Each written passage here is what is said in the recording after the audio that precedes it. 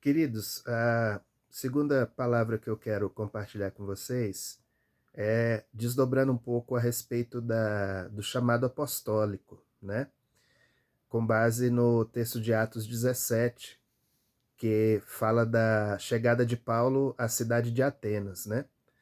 Depois do que aconteceu ontem, né, e daquela palavra muito específica sobre quem tem chamado apostólico e tudo, é, hoje cedo eu acordei e fui meditar nessa passagem e me vieram algumas coisas também e que tem conexão com o vídeo que eu falei antes, da questão da percepção das forças espirituais, do bem e do mal, e de como essas forças agem numa determinada circunstância, numa determinada situação, né?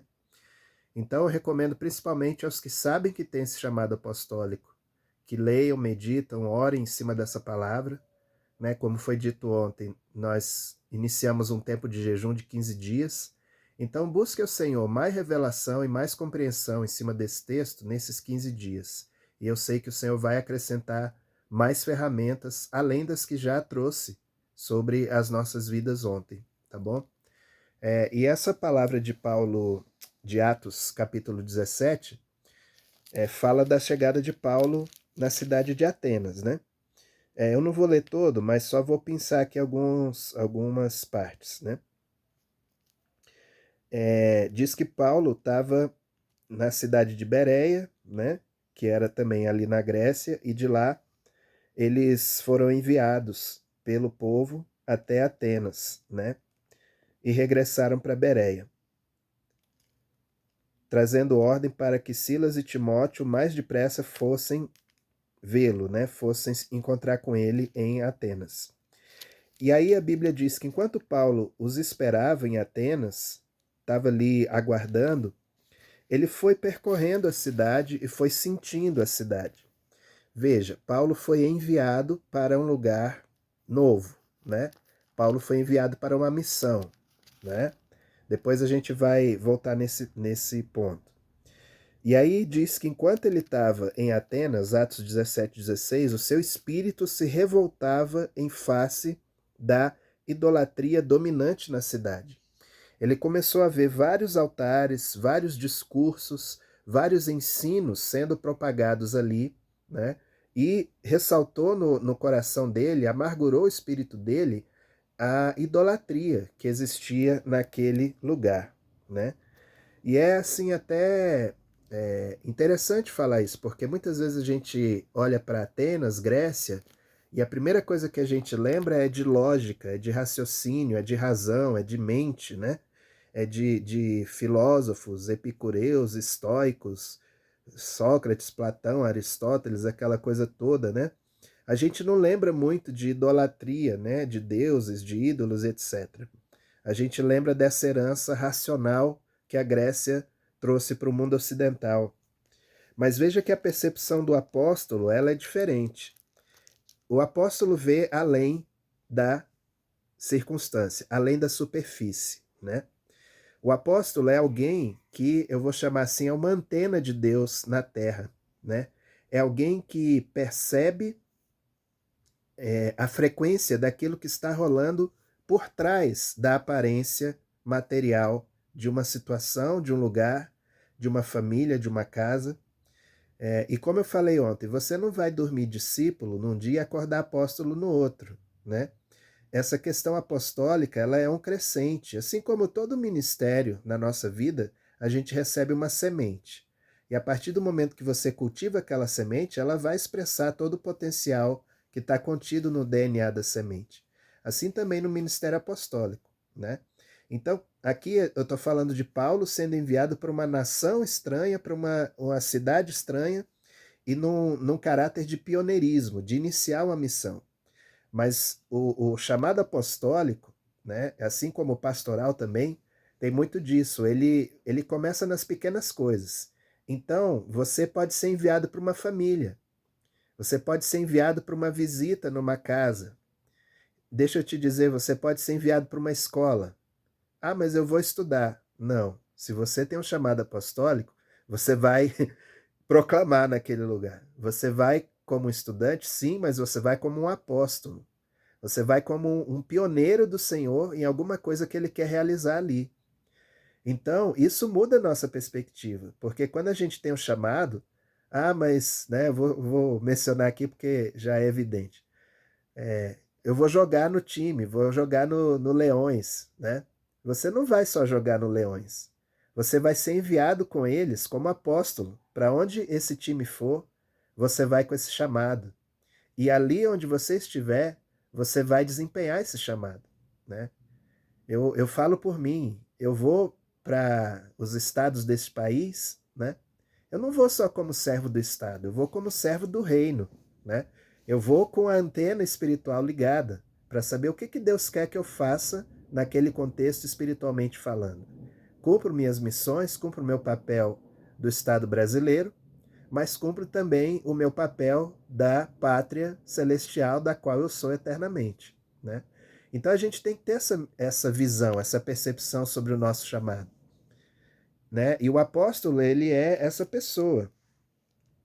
Imagina só, enquanto você lê esse texto de Atos 17, imagina a cena de Paulo percorrendo as ruas, os lugares, né, de Atenas e encontrando e vendo ali 2, 3, 4 pessoas comentando sobre uma ideia filosófica, sobre um Deus A, B ou C e tal e tal e tal. E ele foi naquele rastreamento espiritual até ele encontrar um ponto onde ele poderia entrar e mergulhar naquela cultura. Lembra que Deus ontem nos falou sobre mergulhar no chamado, né? Então eu faço um paralelo com isso aqui. Paulo, ele mergulhou naquela cultura por meio de um ponto que Deus mostrou para ele, que era por ali que ele deveria entrar. E o ponto está lá em Atos 17,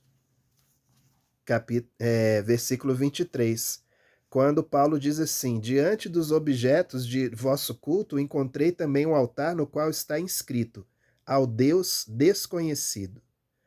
Pois esse que adorais sem conhecer é precisamente aquele que eu vos anuncio. E aí, a partir desse ponto, Paulo mergulha na cultura grega e anuncia Jesus, o Cristo, que morreu e ressuscitou dentre os mortos, né, para salvar a humanidade, né? E aí Paulo traz a cultura do reino para dentro daquela cultura pagã, por meio desse ponto de apoio. O apóstolo, ele tem esse feeling, esse faro para identificar onde a mensagem do evangelho vai se ancorar naquele contexto.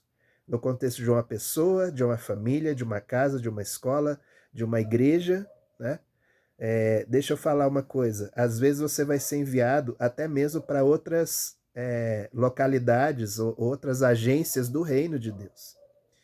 Eu me lembro aqui de uma experiência que eu tive. Eu fui convidado para ministrar num retiro de uma congregação, de uma Assembleia de Deus aqui do DF, por meio de um irmão que congrega com os irmãos do plano e que tinha parentes nessa Assembleia de Deus, a gente foi ministrar. Isso foi um pouco antes da pandemia, né? E assim, eu não tinha conhecimento prévio, né? Você vai ministrar na casa dos outros, vamos dizer assim, você tem que ir com cuidado, né? Eu não tinha conhecimento prévio do que acontecia lá. E aí eu fui buscando o Senhor. No caminho eu fui buscando, buscando, e aí me vieram, né, algumas canções e tal. Quando eu cheguei lá, eu vi que o ambiente não estava muito harmônico, né? Havia um certo tensionamento no ar ali, e antes de começar a reunião, o líder daquela congregação estava dando uma, como diria antigamente, uma pregada na moçada lá. Estava dando uma exortada lá, algumas coisas não estavam muito legais, e ele, né, deu uma palavra assim de correção e tal e tal.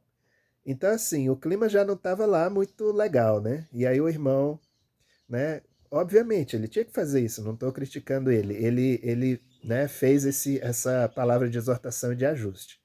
E beleza, e me passou, né, para ministrar a adoração. E aí foi interessante, porque eu fiquei ali, preparei e tal, estava tudo preparado, mas eu fiquei cerca de 1 minuto, 2 minutos, só em silêncio, só tocando instrumental e discernindo o que o Senhor queria.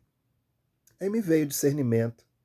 Eu ministrei outra coisa que eu não tinha preparado. Ministrei reconciliação, ministrei cura nos relacionamentos, ministrei esse lavar do coração entre os irmãos. E simplesmente, queridos, depois que foi feito isso, o céu desceu naquele lugar, né? Foi algo muito poderoso, né? E eu tenho plena certeza que isso não aconteceria se eu fosse religiosamente cumprir a minha missão, né? E seguir a lista de cânticos que eu tinha ensaiado com o pessoal. Isso não iria acontecer. Então, eu falo disso na questão, né, transpondo para a questão apostólica, né, no sentido de que o apóstolo ele é um enviado, né? Ele é um missionário, né? De uma localidade para outra, de um país para outro, de uma família para outra, né? De uma pessoa para outra. Então, quem tem o chamado apostólico, ele tem que ter esse discernimento, né? Do que Deus quer naquele momento, com aquela pessoa, naquele contexto. Eu ouvi uma palavra uma vez que tem direcionado a minha vida, que é a seguinte: existe algo espiritual em jogo em toda e qualquer situação. Existe algo espiritual em jogo em toda e qualquer situação. Não ache que os seus contatos são simplesmente contatos pessoais, amizades pessoais, não sei o quê. Tem algo espiritual em jogo. E cabe a nós, como discípulos, discernir o que o Senhor quer naquele contexto e corresponder ao que o Senhor quer naquele contexto. Então, Paulo fez isso. Paulo, ele foi e discerniu. E a partir daquele discernimento, ele anunciou a mensagem do Evangelho, né? A mensagem do Cristo que veio, encarnou, morreu pelos nossos pecados, ressuscitou, foi exaltado e que agora notifica, né, como diz lá Atos 17:30, notifica a todos os homens em toda parte que se arrependam, porquanto estabeleceu um dia em que há de julgar o mundo com justiça, por meio de um varão que destinou e acreditou diante de todos, ressuscitando-o dentre os mortos. Então ali Paulo introduziu uma nova cultura, a cultura do céu na terra, né? Então essa é a cultura que a gente precisa introduzir nos nossos contextos. Trazer o céu para a terra por meio da fidelidade do nosso serviço.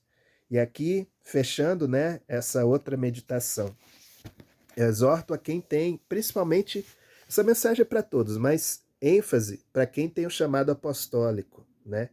Você é enviado nessa dimensão. E aí, nessa dimensão, você interfere espiritualmente no destino de pessoas, né? Então, você precisa ter bem claro que o bem é maior do que o mal e que o céu reina, o céu comanda. O poder do céu é infinitamente superior do que os poderes da terra e do inferno. Agora, você vai experimentar isso, né? Como eu disse ontem, o caminho se faz quando você percorre ele, né? Quando você tem coragem e dá o passo, o caminho se faz. Você só vai entrar nessa dimensão se você mergulhar nela. Senão você vai ser um mero espectador e vai concordar comigo, mas você não vai viver isso. E o que o Senhor está nos chamando é para viver. Amém? Então fica aqui essa exortação como voz profética nessa congregação. Não falo isso para vanglória de nada, porque toda a glória, toda a honra é do Senhor, mas falo isso reconhecendo que o Senhor me levantou aqui, né? Como voz profética, não a única, mas uma delas, e nesse papel, né, exorto vocês a seguirem nesse caminho, tá bom? Amo vocês. Fiquem com Deus. Grande abraço.